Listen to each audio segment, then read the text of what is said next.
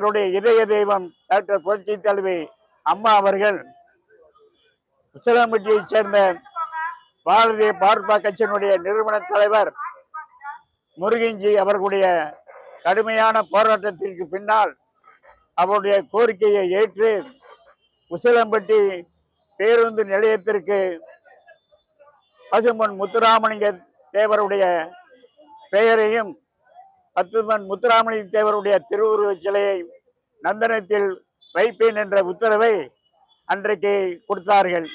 இன்றைக்கு தெய்வீக திருமகன் பசும்பொன் முத்துராமலிங்க தேவருடைய திருவுருவச் சிலை சென்னை மாநகரில் நந்தனத்தில் அமைப்பதற்கு முழு காரணம் நம்முடைய முருகன்ஜி அவர்கள்தான்.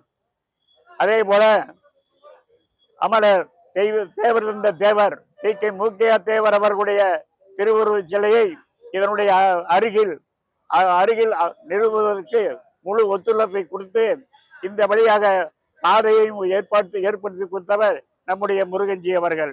அவருடைய கோரிக்கை ஏற்று மாண்புமிகு முன்னாள் முதலமைச்சர் தமிழ்நாடு முன்னாள் முதலமைச்சர் ஓ பன்னீர்செல்வம் அவர்களுடைய சொந்த செலவில் இந்த பாதையையும் படிக்கட்டையும் இந்த சிலையையும் நிறுவி கொடுத்தார்கள் என்பது வரலாறு. அதே போல உசிலம்பட்டியில் இருக்கிற தெய்வீக திருமகன் பசும்பொன் முத்துராமலிங்க தேவர் திருவுருவச் சிலையை முன்னாள் பாரத பிரதமர் ராஜீவ்காந்தி அவர்களால் திறந்து வைக்கப்பட்டது. இந்த சிலையை பல்வேறு போராட்டங்களுக்கு இடையில் அதிமுக தான் அன்றைக்கு தலைமை தாங்கி இந்த சிலையை நிறுவனம் என்பதை தெரிவித்துக் கொள்கிறோம்.